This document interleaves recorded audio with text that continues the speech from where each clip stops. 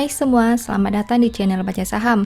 Pada video ini, kita akan bahas satu topik dengan judul Nabung 30 saham selama 5 tahun, bagaimana hasilnya?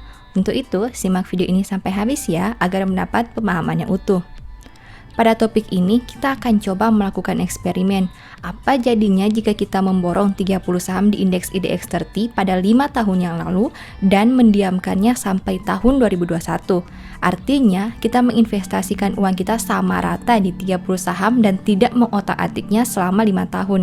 Apakah secara total dana kita akan bertumbuh atau justru mengalami penurunan? Nah, tanpa basa-basi lagi, mari kita langsung lihat saja kinerja 30 saham yang berada pada indeks tersebut. Pertama, PT Adaro Energi atau ADRO. Harga pembukaan saham ini di tahun 2016 adalah 510, sedangkan harga pembukaannya di tahun 2021 adalah 1430. Artinya, dalam 5 tahun terjadi kenaikan sekitar 180%. Kedua, PT Aneka Tambang atau Antam.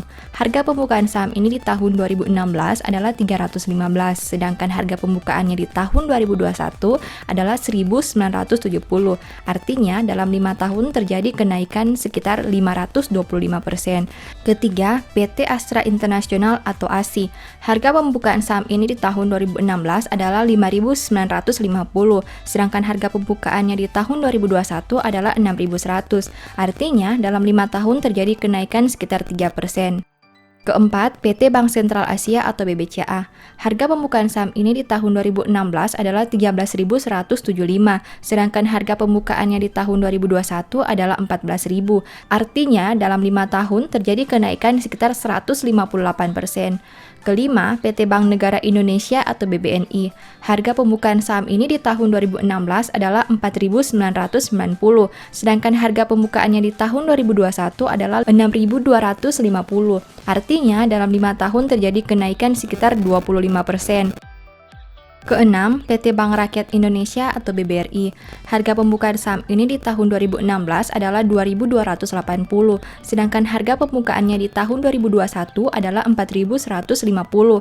Artinya, dalam 5 tahun terjadi kenaikan sekitar 82%. Ketujuh, PT Bank Tabungan Negara atau BBTN. Harga pembukaan saham ini di tahun 2016 adalah 1.300, sedangkan harga pembukaannya di tahun 2021 adalah 1.735. Artinya, dalam 5 tahun terjadi kenaikan sekitar 33%. Kedelapan, PT Bank Mandiri atau BMRI. Harga pembukaan saham ini di tahun 2016 adalah 4.600, sedangkan harga pembukaannya di tahun 2021 adalah 6.350. Artinya, dalam 5 tahun terjadi kenaikan sekitar 38%. Kesembilan, PT Charon Pokpan atau Cepin. Harga pembukaan saham ini di tahun 2016 adalah 3.240, sedangkan harga pembukaannya di tahun 2021 adalah 6.525. Artinya, dalam 5 tahun terjadi kenaikan sekitar 101%. Ke-10, PT Excel Axiata atau Excel. Harga pembukaan saham ini di tahun 2016 adalah 3.650, sedangkan harga pembukaannya di tahun 2021 adalah 2.790. Artinya, dalam 5 tahun terjadi penurunan sekitar minus 24%. Ke-11, PT Gudang Garam atau GGRM. Harga pembukaan saham ini di tahun 2016 adalah 54.600, sedangkan harga pembukaannya di tahun 2021 adalah 41.200. Artinya, dalam 5 tahun terjadi penurunan sekitar minus 25%. Ke-12, PT HM Sampurna atau HMSP. Harga pembukaan saham ini di tahun 2016 adalah 3.760, sedangkan harga pembukaannya di tahun 2021 adalah 1.515. Artinya, dalam 5 tahun terjadi penurunan sekitar minus 60%. Ke-13, PT Indofood CBP Sukses atau ICBP. Harga pembukaan saham ini di tahun 2016 adalah 6.575, sedangkan harga pembukaannya di tahun 2021 adalah 9.600. Artinya, dalam 5 tahun terjadi kenaikan sekitar 46%. Ke-14, PT Indofood atau INDF. Harga pembukaan saham ini di tahun 2016 adalah 5.250, sedangkan harga pembukaannya di tahun 2021 adalah 6.850. Artinya, dalam 5 tahun terjadi kenaikan sekitar 30%. 15. PT Indakiat Pulp and Paper atau INKP. Harga pembukaan saham ini di tahun 2016 adalah 950, sedangkan harga pembukaannya di tahun 2021 adalah 10.700. Artinya dalam 5 tahun terjadi kenaikan sekitar 1026%. Ke-16, PT Indosemen Tunggal Prakarsa atau INTP. Harga pembukaan saham ini di tahun 2016 adalah 22.425, sedangkan harga pembukaannya di tahun 2021 adalah 14.475. Artinya dalam 5 tahun terjadi penurunan sekitar minus 35%. Ke-17, PT Kalbe Farma atau KLBF. Harga pembukaan saham ini di tahun 2016 adalah 1.325, sedangkan harga pembukaannya di tahun 2021 adalah 1.500. Artinya dalam 5 tahun terjadi kenaikan sekitar 13%. Ke-18, PT Merdeka Copper Gold atau MDKA. Harga pembukaan saham ini di tahun 2016 adalah 406, sedangkan harga pembukaannya di tahun 2021 adalah 2.540. Artinya, dalam 5 tahun terjadi kenaikan sekitar 526%. Ke-19, PT Media Nusantara Citra atau MNCN. Harga pembukaan saham ini di tahun 2016 adalah 1.870, sedangkan harga pembukaannya di tahun 2021 adalah 1.150. Artinya, dalam 5 tahun terjadi penurunan sekitar minus 39%. Ke-20, PT Perusahaan Gas Negara atau Pegas. Harga pembukaan saham ini di tahun 2016 adalah 2.730, sedangkan harga pembukaannya di tahun 2021 adalah 1.540. Artinya dalam 5 tahun terjadi penurunan sekitar minus 44%. Ke-21, PT Bukit Asam atau PTBA. Harga pembukaan saham ini di tahun 2016 adalah 900, sedangkan harga pembukaannya di tahun 2021 adalah 2.810. Artinya dalam 5 tahun terjadi kenaikan sekitar 212%. Ke-22, PT Pakuwon Jati atau PEWON. Harga pembukaan saham ini di tahun 2016 adalah 500, sedangkan harga pembukaannya di tahun 2021 adalah 515. Artinya dalam 5 tahun terjadi kenaikan sekitar 3%. Ke-23, PT Semen Indonesia atau SMGR. Harga pembukaan saham ini di tahun 2016 adalah 11.275, sedangkan harga pembukaannya di tahun 2021 adalah 12.425. Artinya dalam 5 tahun terjadi kenaikan 10%. Ke-24, PT Tower Bersama Infrastructure atau TBIG.